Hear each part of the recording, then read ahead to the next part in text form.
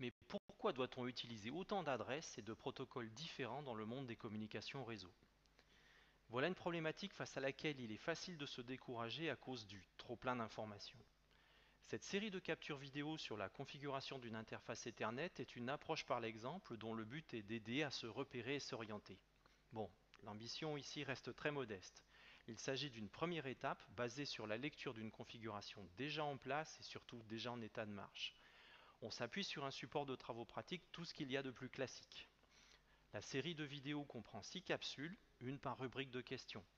Dans la première vidéo, on vérifie la présence du composant contrôleur Ethernet, on visualise son adresse sur le bus piloté par le système d'exploitation et on identifie le module du noyau qui correspond à ce composant s'il existe.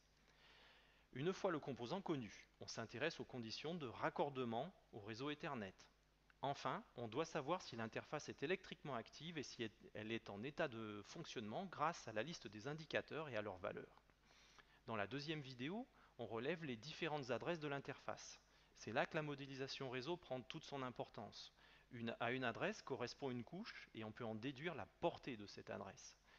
Dans la troisième partie, on s'intéresse au voisinage réseau. Maintenant que l'on a identifié les adresses du système sur lequel on travaille, on peut reconnaître les autres voisins qui appartiennent au même réseau local Ethernet.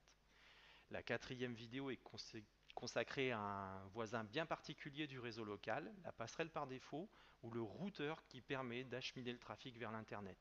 C'est dans la table de routage du système que ce routeur est repéré.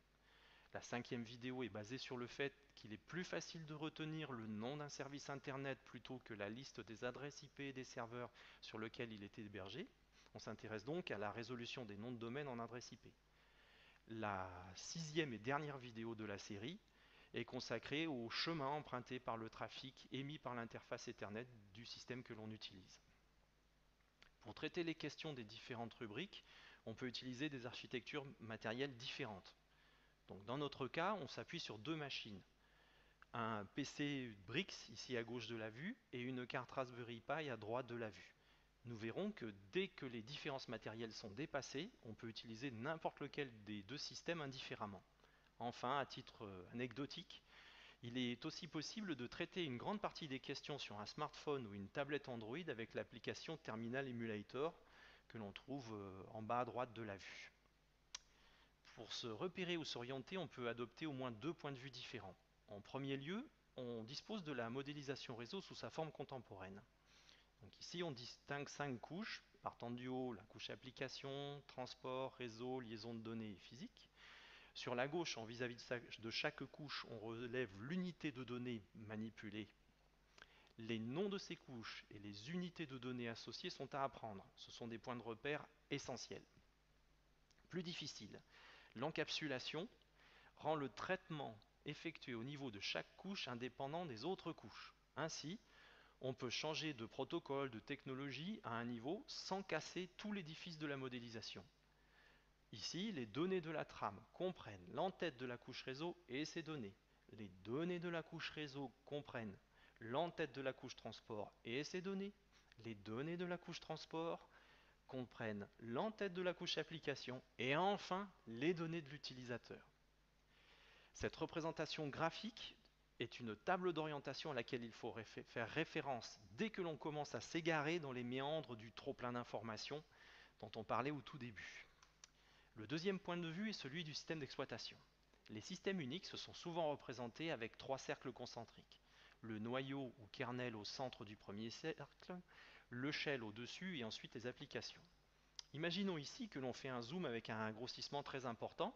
Les trois cercles sont devenus trois couches dans lesquelles la modélisation réseau contemporaine s'insère parfaitement. Les quatre premières couches de la modélisation font partie du sous-système réseau du noyau et la couche application porte le même nom quel que soit le point de vue, réseau ou système.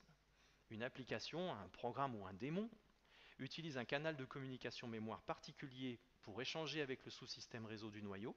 On appelle ce canal de communication socket ou prise réseau dans un français plus académique.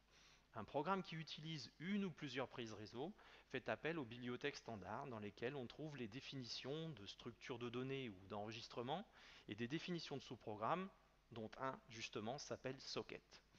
Enfin, c'est au niveau du shell que l'on peut lancer les commandes et visualiser les résultats correspondants.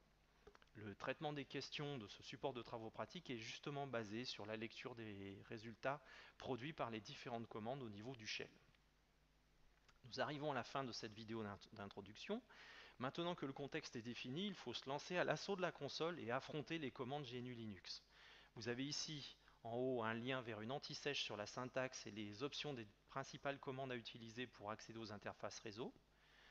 Le support de travaux pratiques est à l'adresse donnée en bas de la vue. Voilà, j'espère vous avoir donné envie de poursuivre et de visionner les capsules vidéo des séries de questions du support de travaux pratiques.